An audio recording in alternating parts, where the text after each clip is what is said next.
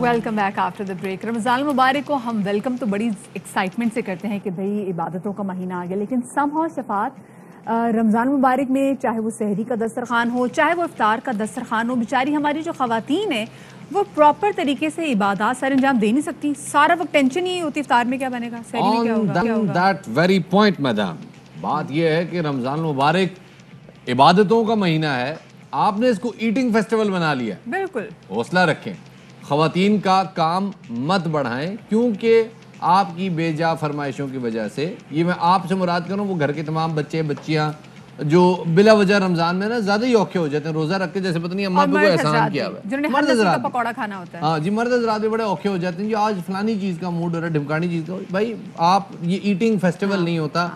کوشش کریں کہ جس طرح آپ عبادتوں کو انجوائے کرتے ہیں، سیلیبریٹ کرتے ہیں، خواتین کو بھی موقع دیں، ورنہ آدھا رمضان کا کوکنگ میں گزرتا ہے، آدھا عید کی شاپنگ میں گزر جاتا ہے. سوچے پورے روزے میں آپ اپنے نفس کی جو نفی کر رہے ہوتے ہیں وہ آ کے سب ختم ہو جاتا ہے ایک دسترخوان پہ، کیونکہ دسترخوان میں آپ کہتے ہیں زندگی کی ہر کمال چیز جو ہے نا وہ ہمارے دسترخوان پہ ہونی چاہیے.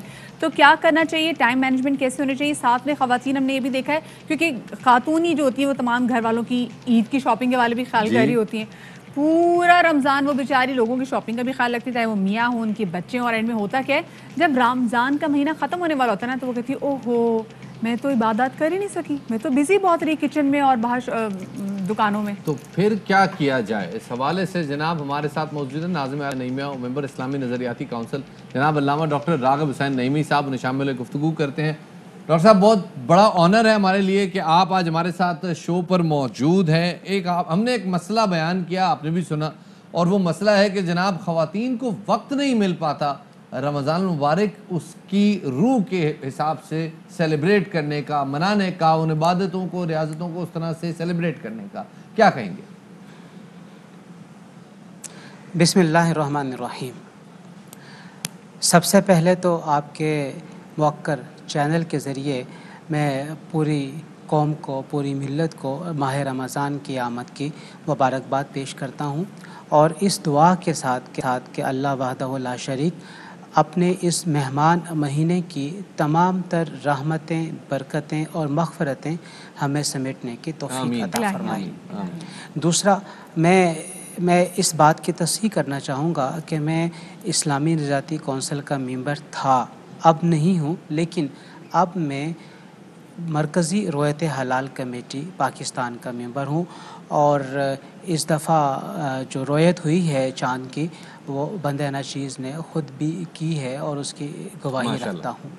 باقی جہاں تک آپ کا سوال ہے، بڑا اہم سوال ہے، اور ہم دیکھتے ہیں کہ وہ گھرانے جہاں پہ باقاعدہ طور پر روزے رکھے جاتے ہیں اور اہتمام کے ساتھ رکھے جاتے ہیں، تو وہاں پر موجود خواتین کو اپنی عبادات کے لیے اتنا وقت نہیں مل پاتا جتنا ان کے مقابلے پر مردوں کو مل جاتا ہے. سب سے پہلی بات تو یہ کہ یہ خواتین خاطر جمع رکھیں اس بات پر کہ وہ سحری اور افطاری کی تیاری کر کے جن لوگوں کو سحری اور افطاری پیش کر رہی ہیں وہ ثواب میں برابر کی شریک ہوں گی.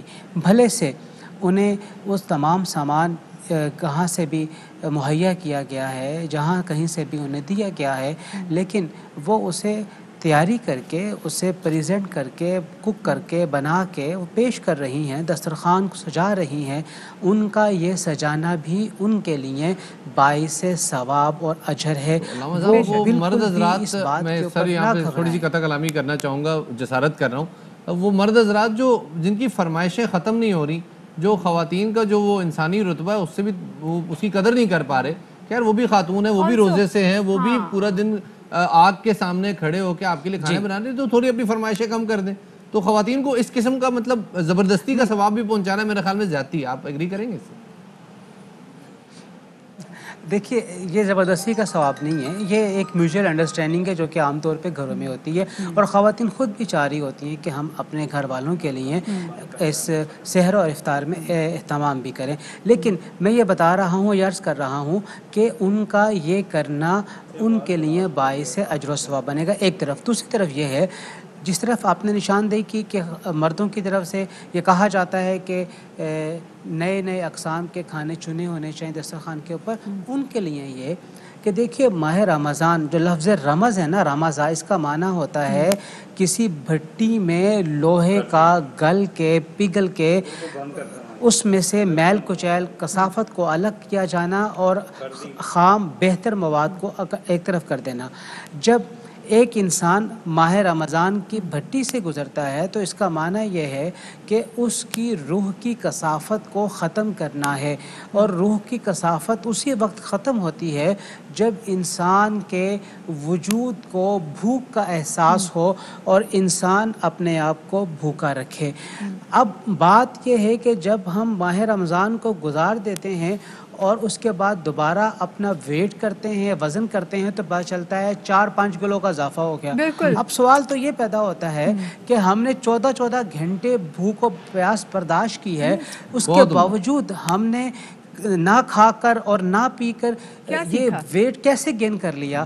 اس کی بڑی سمپل سی بات ہے کہ وہ 3-4 گلاس جو شربت کے پیے جاتے ہیں جس میں چینی ڈالی جاتی ہے، اور وہ دہی جو صبح کا سحری میں لیا جاتا ہے جس میں 3 چمچے چینی کے ڈالے جاتے ہیں، ایک طرف یہ شوگر کو جسم میں بڑھا دیتا ہے جس کی وجہ سے ویٹ گین ہوتا ہے، دوسرا جتنے بھی کاربوہائیڈریٹس استعمال کی جاتی ہیں وہ تمام کے تمام وزن کو بڑھانے میں کام دیتی ہیں.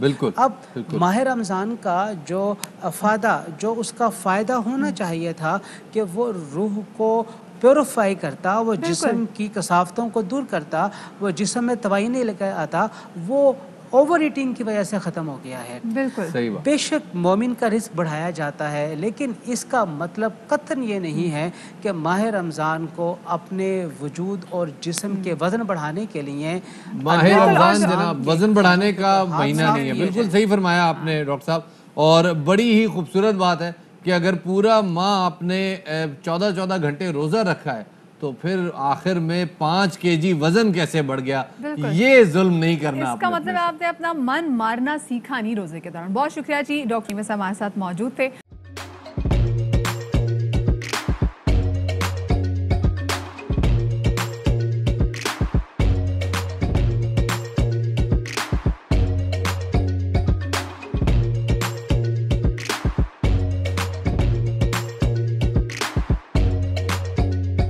Instead of saving up for a new toy or a trip to Disney World, a 7-year-old بدلاً من توفير لعبة جديدة 来自阿拉巴马州的一名7岁女孩没有花 एक नए खिलौने या डिज्नी वर्ल्ड की यात्रा के लिए बचत करने के बजाय Alabama Anstatt für ein neues Spielzeug oder eine Reise nach Disney World zu sparen, hat Anstatt für un neus Spielzeug oder eine Reise nach Disney World zu sparen,